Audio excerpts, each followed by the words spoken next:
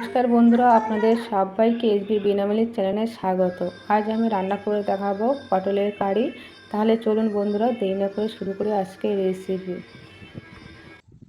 প্রথমে পটলে লবণ হলুদ মাখিয়ে নেব। এবারে কড়াইতে তেল দেব। তেল গরম হলে পটলগুলো একসঙ্গে ভেজে নেব। পটলগুলো নেড়ে চেড়ে একটু ভাজা ভাজা হলে তুলে নেব।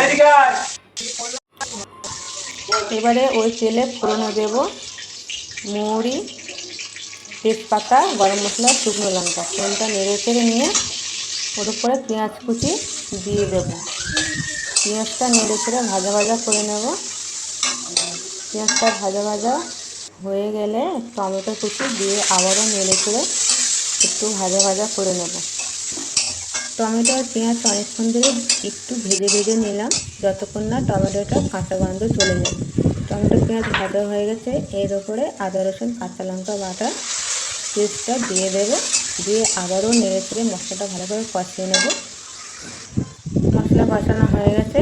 এবারে লবণ, হলুদ গুঁড়ো, লঙ্কা গুঁড়ো, জিরে গুঁড়ো দিয়ে আবারও মশলাটা কষানো হয়ে যাওয়ার পর সামান্য জল দিয়ে নেড়ে চেড়ে নেব, যাতে গুঁড়ো মশলাটা তলে না লেগে যায়। এবারে বাদাম বাটা দিয়ে আবারও মশলাটা ভালো করে কষিয়ে নেব।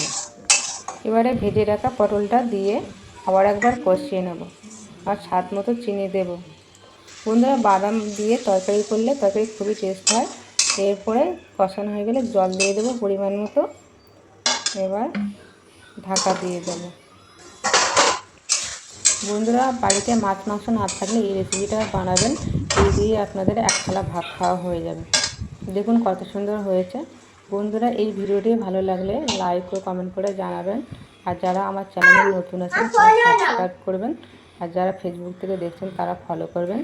ভালো থাকবেন, সুস্থ থাকবেন। নমস্কার।